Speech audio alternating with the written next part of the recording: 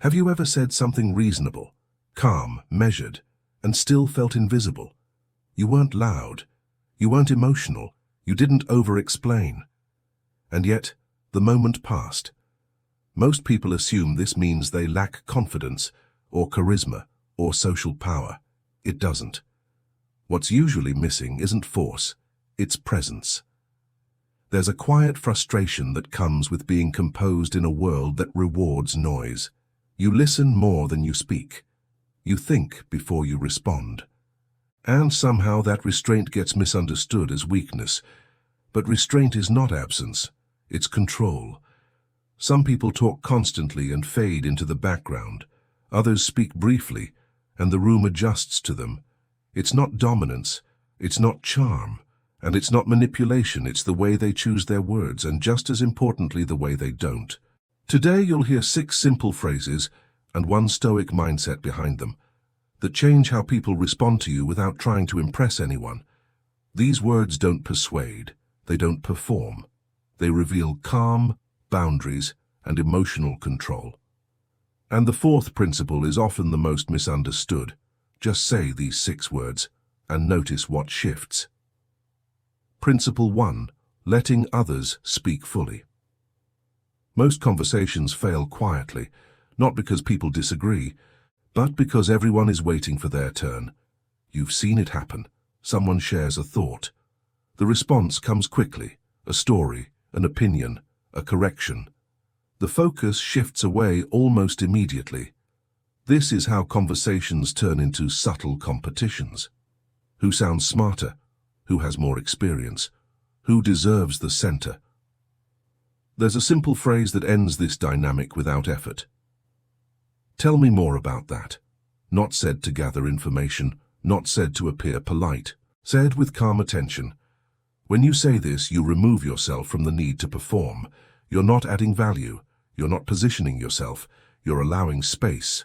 Most people rarely feel fully heard. They feel tolerated, evaluated, or rushed. When someone notices you're not trying to impress them, their guard drops. Their tone changes. They slow down. Listening like this isn't passive. It's controlled restraint. Epictetus observed that nature gave us 2 ears and 1 mouth for a reason, not as advice but as proportion. More input than output, more awareness than reaction. When people speak freely around you, they feel interesting, and that feeling becomes associated with your presence. You didn't entertain them. You didn't dominate the exchange. You simply stayed. Just say these words, and notice how people begin to lean toward you instead of past you. When you're ready, tell me to continue to the next chapter. Principle 2. Calm honesty without defense. There's an unspoken pressure in conversation to appear certain, to nod even when you're unsure, to speak even when you don't know, to protect an image. Most people do this automatically, and most people are quietly exhausted by it. Pretending creates tension, not outwardly, internally, because the moment you defend an identity, you stop being present. There's a short sentence that dissolves this pressure. "I don't know," said calmly, without apology, without explanation. This isn't hesitation, it's stability. People who rush to prove themselves often speak the most. People who trust themselves don't need to. Marcus Aurelius wrote that the mind should be ready to abandon certainty the moment truth requires it. Not dramatically, just cleanly. When you admit what you don't know, you remove friction from the interaction. There's nothing to protect, nothing to maintain. Your words become reliable because they aren't inflated. Others feel it immediately. Your tone steadies the conversation. Your presence feels grounded. Confidence doesn't come from always having an answer. It comes from not fearing the absence of one. Just say these words, and notice how trust replaces performance. Principle 3. Acknowledging without fixing. When someone shares something difficult, most people rush forward. They offer solutions. They explain what should be done.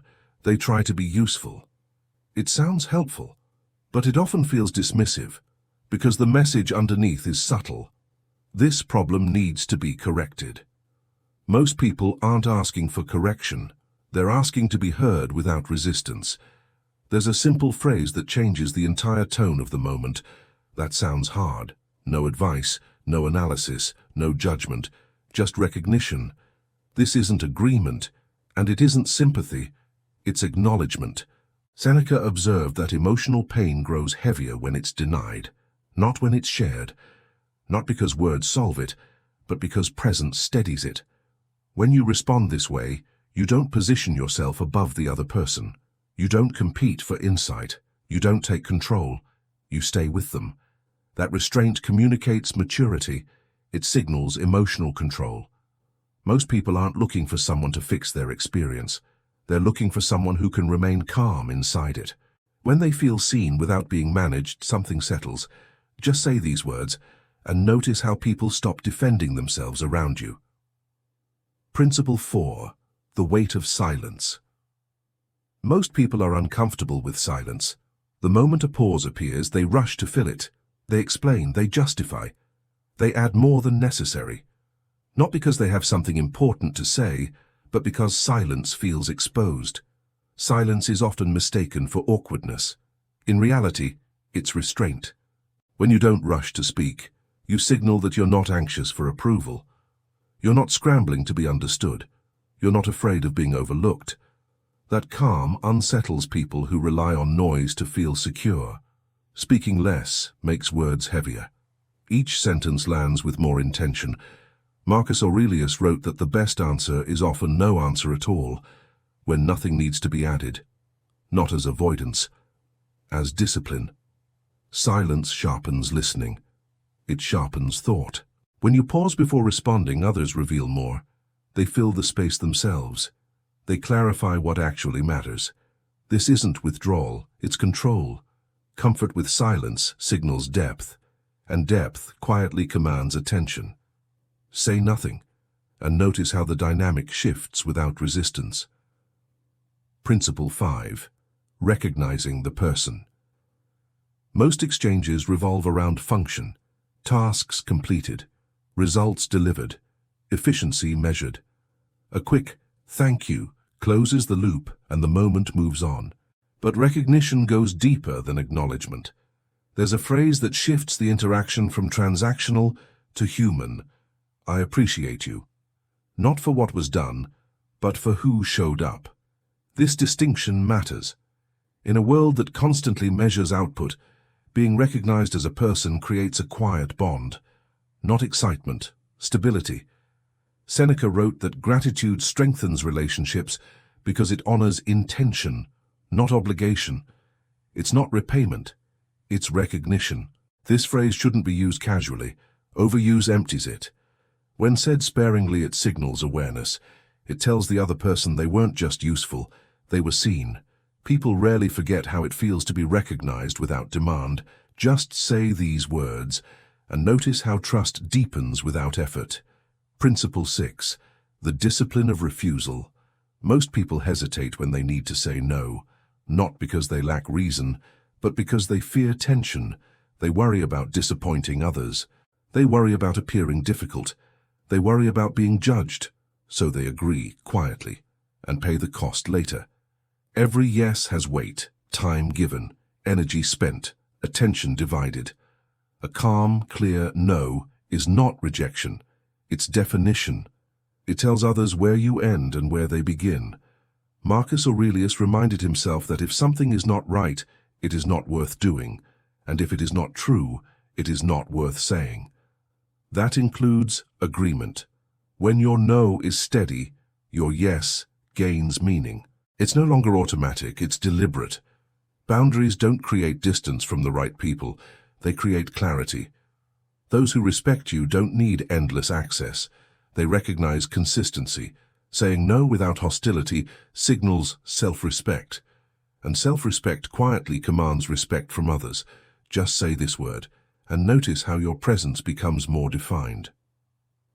6. Signals of calm strength: curiosity, honesty, validation, silence, appreciation, boundaries. Taken individually, each one seems simple, almost ordinary, but together they form a pattern. A person who listens without rushing, who speaks without pretending, who acknowledges without fixing, who is comfortable with silence, who recognizes others without needing leverage, who sets limits without apology. These are not techniques layered on top of personality. They are expressions of self-mastery. Nothing here is designed to impress. Nothing is meant to control. That's why it works. People don't feel managed around someone like this. They feel steady, and steadiness is rare. In social spaces filled with noise, reaction, and performance, calm becomes noticeable, not loudly, but unmistakably. These 6 principles don't change how you act. They reveal who you already are when you stop compensating. Just say these words, or choose not to speak at all, and the shift happens on its own. Attraction is often misunderstood as addition. More words, more charm, more effort. Stoicism moves in the opposite direction. It removes what isn't necessary. Noise, the urge to impress, the fear of being overlooked. What remains is presence. Epictetus taught that freedom begins when we stop needing things outside our control, including approval, not through resistance, through release. When you stop trying to manage how you're perceived, your behavior settles, your voice steadies, your reactions slow. You don't chase attention. You allow it to come or not come. That calm independence is felt immediately. People are drawn to those who aren't negotiating for validation, who don't perform to belong, who don't rush to secure acceptance. This mindset doesn't make you louder. It makes you clearer. And clarity has weight. Authentic presence isn't created by adding personality. It emerges when distraction falls away. Just say less, need less, react less. And notice how magnetism becomes a byproduct, not a goal. What you've heard are not social techniques. They aren't designed to persuade, impress, or control. They work because they reflect who you are when you stop performing. Curiosity replaces self-focus. Honesty removes tension. Validation steadies emotion. Silence adds weight. Appreciation creates connection. Boundaries preserve self-respect. None of this requires force. Stoicism never aimed to dominate others. It aimed to govern the self. When you stop trying to be noticed, presence becomes natural. When you stop reacting, control becomes visible. When you stop explaining yourself, people listen more closely. This is attraction through subtraction. Calm over noise, restraint over display, clarity over control. So consider this quietly. Which of these principles do you already recognize in yourself? Here we build calm strength and clear thinking, one principle at a time.